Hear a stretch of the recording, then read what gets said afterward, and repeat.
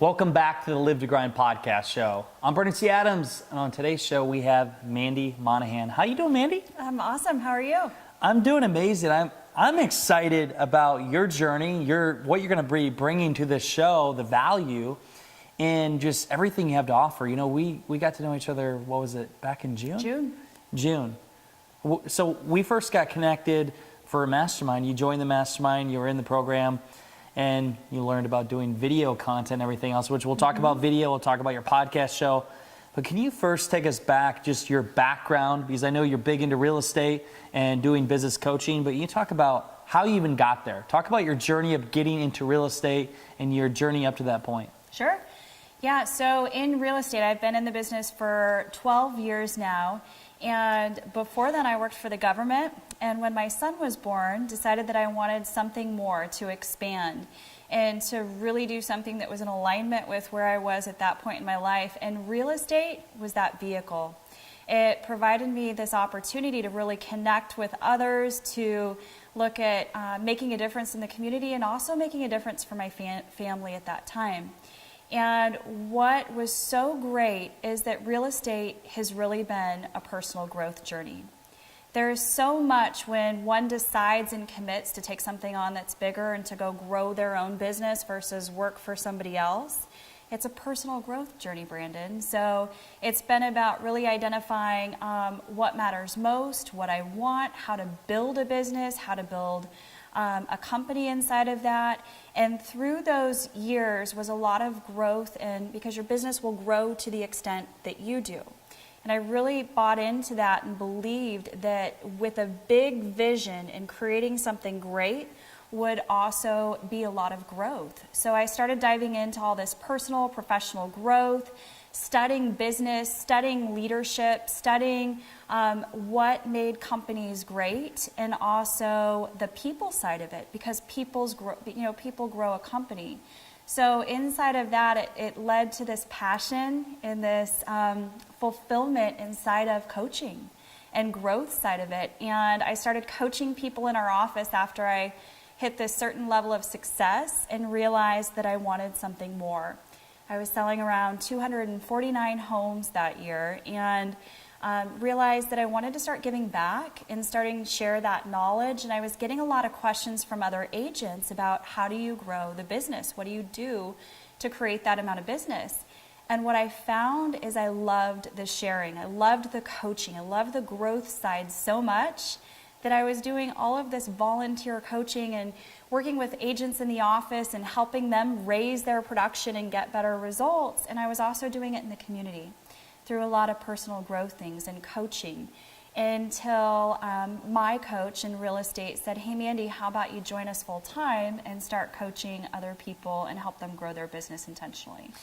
So real estate, okay, beginning, and you realize it's about helping grow the company. So for somebody out there listening or watching this, and you're with Keller Williams, and the one thing I love, Gary Keller talks about your one thing, and just focus on your one thing, and you obviously was growing the business at the time. Can you explain to somebody that is going to get started in real estate the difference, I mean, between you're growing a team or just being one person out being an agent, like what that looks like? And at the beginning you were just an agent, right? Yeah. Just really agent, and then you change your mindset, okay, I'm going to grow the team. Talk about that process and what it's like, the transition. So that process is a huge mindset shift. And one is I'm getting in the business to be a sales agent or a real estate agent. And sales is all service. You know that. You get that at a high level. And that everything that we do in sales is really about service. So when we're adding value, we're coming from contribution, we're seeing what we can do to make a difference for other people, you can absolutely grow sales. And that can happen. And yet when you shift your mindset around, okay, I want to grow a business. There's a business inside of this, and growing a business or a team is about surrounding yourself with people that are dedicated to the same vision, the same mission, alignment in the same values. They want the same thing, and now you have a vehicle or a business to help them go get that. So it's really about success through and with people, and empowering other people to live or fulfill their vision, their mission inside your company. So it's taking it from, if you look at a traditional real estate agent, they'll think of individual sales. Yep. And they'll go out and they'll do their own individual sales and hit certain levels of production and usually keep growing. Then you can look at, I'm going to form a team. I'm going to partner with different people and we're going to grow together. And then there's an evolution, and I see this in business owners that start looking at it as a business opportunity to grow a business instead of grow a team or grow themselves. Then when they're growing a business, they look at what's the mission of the company. What are we doing to add value to make a difference for others? Who are we surrounding ourselves with so that we can go and achieve results at a high level together? And then those results really use to make a difference. So you're growing a team, and you're at the point now where, I mean, once you grow your team, you don't even really sell real estate. I haven't sold real estate in 4 years, here and there, for some family and stuff, and that I love. However, it's been about 4 years. So you're focusing, I mean, really empowering your team, building your team, attracting the right talent so they can grow within the company, and they're obviously becoming successful, but they're growing your team, growing your whole empire. Yeah, they're a part of a company with a mission to make a big difference, and they have a vision inside of that. And what we look for is identifying what is that for them. Why did they get into this business? Everybody has a why, Brandon. No matter what they're in, everybody has one. So we look at it as our mission to help them identify what that is for them, and then we create a vehicle that they can go achieve it. We help them get results. We have proven models, proven systems. We have back-end office support and administrative support.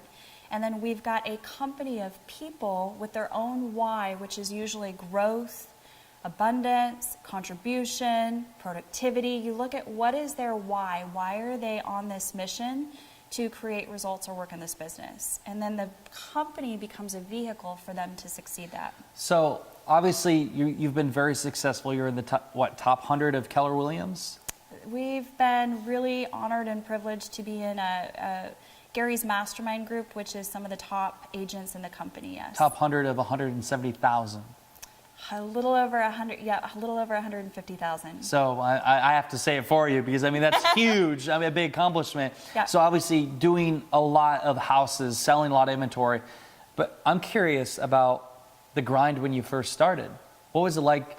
You and Andrew started together, right? I was actually, I started my own. Yep. And I started as an assistant for somebody else, building up the models and systems. So I was the back-end support for her. And what I learned through that is to look at the business like a business, not a sales agent. There's a big difference between forming a company or making a business out of it versus I'm an individual sales agent and this is all I do is sell.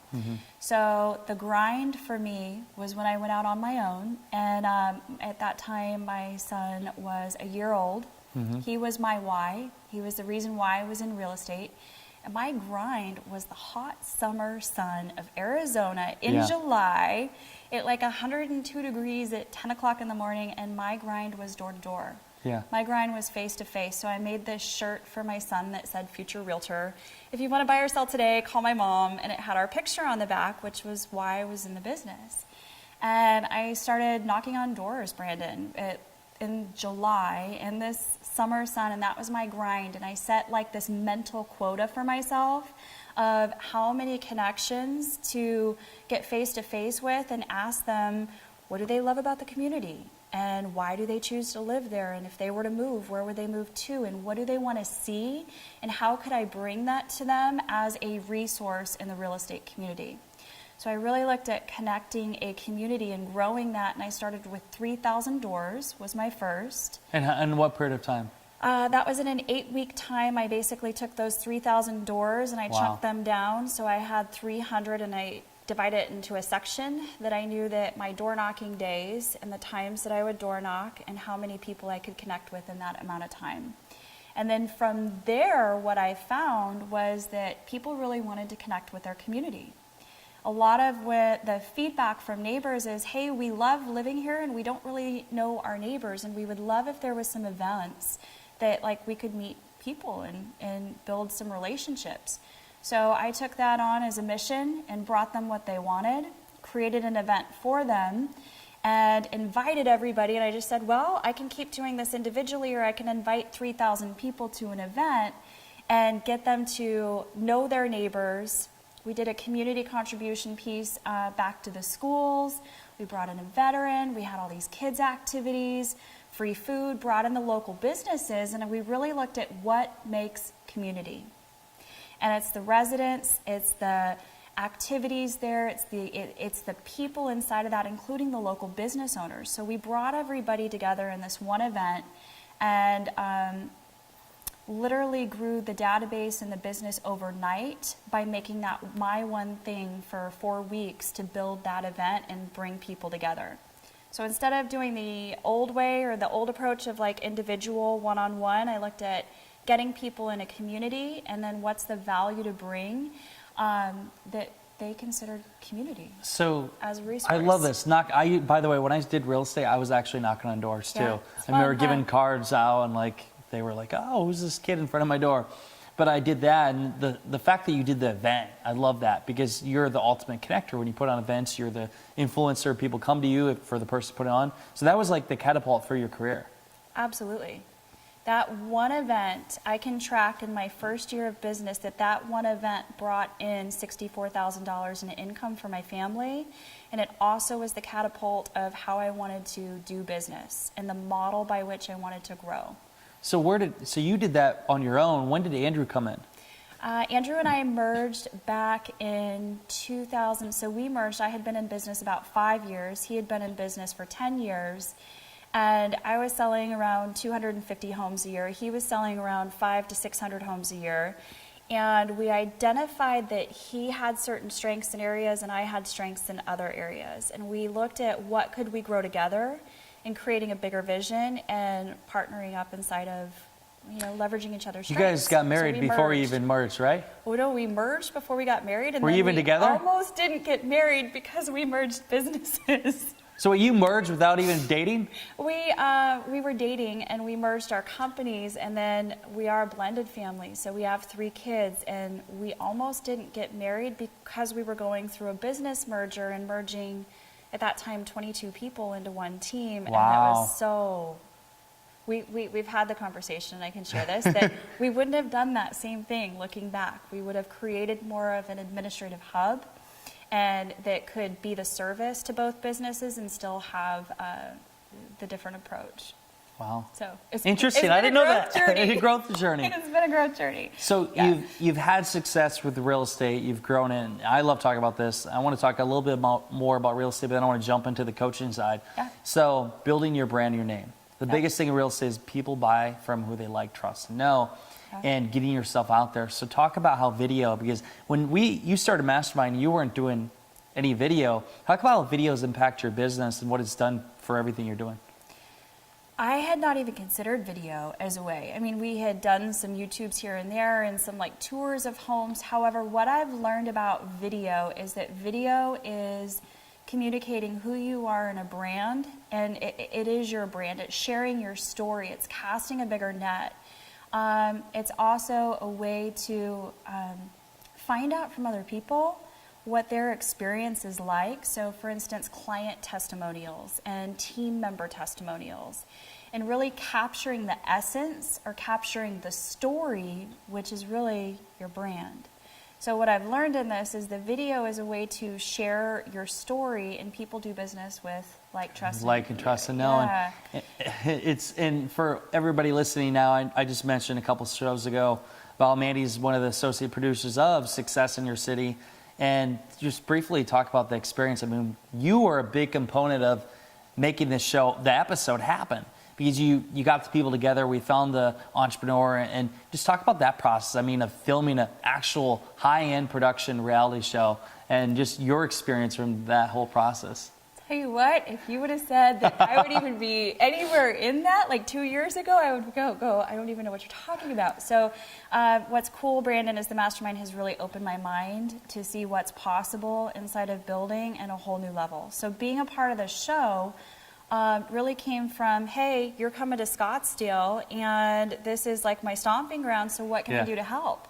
And in those first, I'll call them mastermind dinners, Yeah. and putting some key community influencers together and really looking at what makes success and what is success really about, and in what way can, once you hit a certain level of success in your business and your life, it kind of becomes about helping other people do the same thing. And that's what I love about the show. That's what I love about it. And that's what you're all about. I mean, with your podcast show and with everything you're doing, it's about giving back and helping and contribution and just teaching the youth, the young, about giving back in a bigger way, everything that they do in life. It's amazing. I mean, we have a lot of things coming the more that we talk, because we're all about coming from a place of contribution. We both know that when you give more, you get back more in return. And we're not talking just money, we're talking like just the feeling of good and actually building a legacy. So for you, you preach this to others and you teach this to others. Let's talk about on the coach's side, as a business coach, and you definitely know yourself. You've been through a lot of the same training as me, and even on a higher level. What are some of the main obstacles that people have when they come to you, or that you help them with? So in coaching, oftentimes people aren't aware of their obstacles. Yeah. So I would say most times in coaching, they are their own obstacle. In my own growth, I can identify that, like here it is again. So, and yet when I say they are their own obstacle, what I mean by that specifically is the thinking. So if you look at somebody's here and they want to get here, the thinking that got them here is not going to get them to here. So in order to take something on that's bigger, to grow, to expand, and coaching is all about that, it's all about helping people get where they want. Sometimes helping them create clarity of what that is, and then remove those obstacles. So whatever the thinking is that got them there, what's got to shift, what's got to expand or change, so that they can become the person that they want to become to achieve the results that they want. That's the secret inside of it. That's the secret in transformation, is looking at the shift in thinking, the shift in programming and beliefs.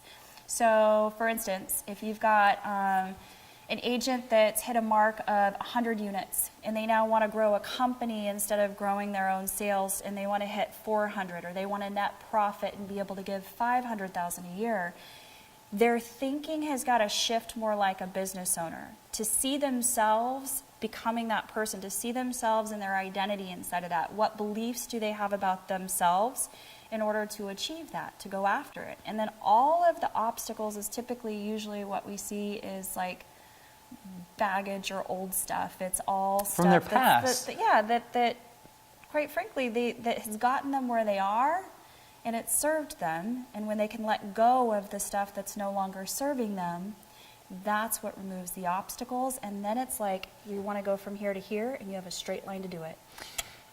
It comes down to a lot too. Their obstacles are I mean, the things that they tell themselves, their subconscious, the story that they tell themselves, and how they communicate decides of where they go or not go, right? Yeah, how they're communicating with themselves, because even when that chatter's going, what is it saying? Is that inside voice your biggest proponent, your biggest fan, your champion, your empowerment, saying, yeah, you've got this, you can do it, and you're ready, and like go for it? Or is it going, you're not ready, you're not good enough, maybe you need to get ready, and all this stuff, I call it the chatter. Yeah. So that inside communication, when you can clear through the chatter and hear such that empowerment language and really be clear on what you want and what you're capable of, and realize that if somebody else has done it before, so can you. It comes down to, I mean, you do affirmations, right? Yeah. Okay, so Beliefs. affirmations, beliefs, visionary boards, and then being around people that believe in that too. Like they believe in the future and what they're capable of doing, but also there are people doing things at a high level, because like when we're just on set or in a room for the mentors, like we're all motivated people and we build each other up. But if you're in a room with people and somebody's like, I don't think I can do that, or don't think big enough, like that affects your results. So you are who you surround yourself with, but also you are what you say you are, like what you communicate, what you're thinking, or your thoughts. I mean, there's a lot of Think and Grow Rich stuff in here. Yeah, I heard massive Think and Grow Rich stuff. I heard once through one of the growth seminars was, who you are speaks so loudly that I cannot hear what you're saying, like how you show up, how you carry yourself, and making a decision of, am I going to take a stand for other people and their greatness and also take a stand for my own, or am I going to poke holes in what's possible and tell them what's not possible? Like at some point, people decide, I'm going to be somebody who goes for it. And it's the decision part. It's the burning desire part in Think and Grow Rich. They decide to succeed. They choose greatness. They decide to go after what they want. They clear through what's not serving them, and they get so incredibly committed that Providence moves. You're all in. Yeah. So you For clearly, those. from everybody watching, listening, you have your shit together. But let's talk about when you did have your shit together. Let's talk about maybe one of the biggest obstacles of your life that you had to overcome to be able to get through your rackets, the BS that was holding you back. What was that like? How did you overcome that? Personal growth. Yeah. So my obstacles, so I was sharing this with you. A turning point for me was when I was growing the business, and one of my coaches said to me, because I've always embraced coaching, even from the day that I got into business, I realized that people do not succeed on their own, and I've always embraced coaching. So being coached, now coaching. And he said, hey Mandy, you've got a vision so big that you're never going to achieve it until you grow into the person who can become that. So he introduced me to a 3-day class. I went to this class, and as a result, I became hyper aware. I had a heightened sense of awareness, and I started to, Brandon, almost like wake up to what was happening in my life. And at that point, I was working so much and trying to prove this, like, I'm going to make this work, and I can do it on my own, and I'm going to show that I can do this. Sounds familiar, yeah. I was selling oh my gosh, I was, listing 50 homes a month, yet sleeping under my desk and not seeing my son. And this moment came because I was on this path to okay, I'm going to make this work no matter what. And I was talking to my son, and it was his birthday, and he was sharing with me that he's like, I don't want to have a birthday party. I don't really want to, he didn't want to be here anymore. He didn't want to have to choose, and he wasn't engaged. And Brandon, it was my wake-up call.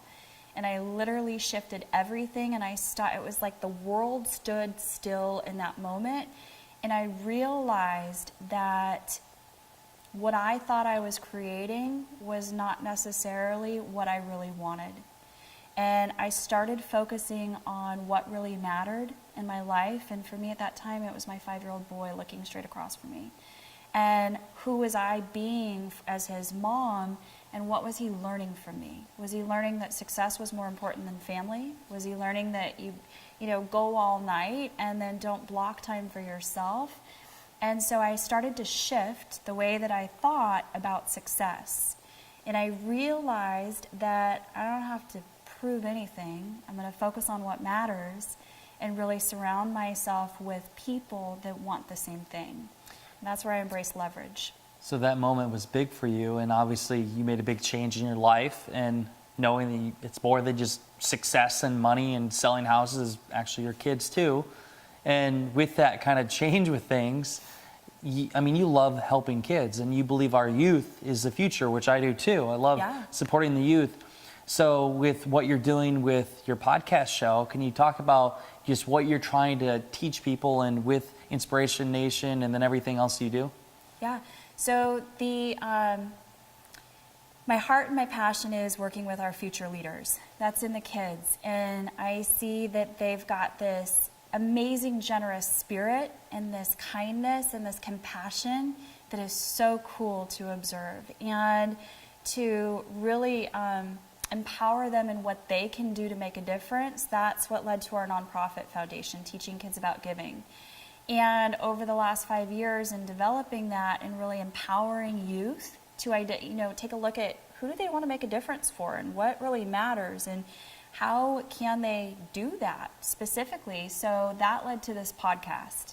Mm-hmm. And a podcast, which I never would have had if it wasn't for that mastermind, because I didn't even know what a podcast was until then. Thank you. What's a podcast? And That's really about connecting. There are so many people in this world doing awesome things and living a massive life of contribution and generosity. And they are living to make a difference for other people. And they're giving if it's through their business. And they realize that money is good for the good it can do. And Yes. that a business is about profit and about people that they serve. And the more money that a business profits, the more they can give and contribute and the bigger difference they can make. So I'm seeing businesses embrace this at a high level. Youth leaders rise up and really, I'm seeing 9-year-olds start their own nonprofit foundations and go out there and do all these great things. So the purpose of the podcast is really to connect with leaders that are living this life of contribution and inspire and empower other people that they can do the same thing. I believe that everybody has a difference that they can make. Every single person has these talents, this unique ability to live a life of contribution and impact for other people. And when they can realize that every day, every moment, it matters and it's a gift, and it's all about what do we do with the time that we're given while we're here, and are we making this world a better place as a result by us contributing. That's the podcast show. I'm excited. Amazing. And for all you listeners, people watching, go to Inspiration Nation. I mean, check it out on iTunes. Great podcast show. And I mean, I'm on it. I'm one of the guests on the show. And who are some other guests you've had recently? Aiden of Aiden Cares. He's this cool 15-year-old. He's done his first TED Talk when he was 12 years old. He's been with John Maxwell and Tony Robbins, and he goes and inspires other people and kids in schools to look at what difference are they making. He's a rock star. So before we end the show here, let's hear your advice to a young entrepreneur. What would be your best advice for them to live a fulfilled life and just have success in whatever they want to do? Cool. That's an awesome question. I would say define what success means to them. Think with the end in mind. I call it heaven stories. Like when this life is over, wherever you go, wherever you believe you're going, you know, those heaven stories. When you say, "Thank you for the time that I was given, and here's what I did with it." What if? And just challenge the way that you're thinking about it. What if you could plan it intentionally? What if you could get clear on what success looks like and why you're building a business or being an entrepreneur, whatever that is? What's your definition of success? It's different for everybody. And then inside of that, like, what's the contribution that you want to make through your success? Is it all about you, or is it about other people? And getting clear on that from the front end so that you can kind of plan your life by design or with the end in mind. Couldn't have said it better. I mean, knowing what your why is, knowing why you want to do something and going with that, and knowing the end goal, right? Yep. Where's the end goal for you? This has been fun, and Mandi, thank you.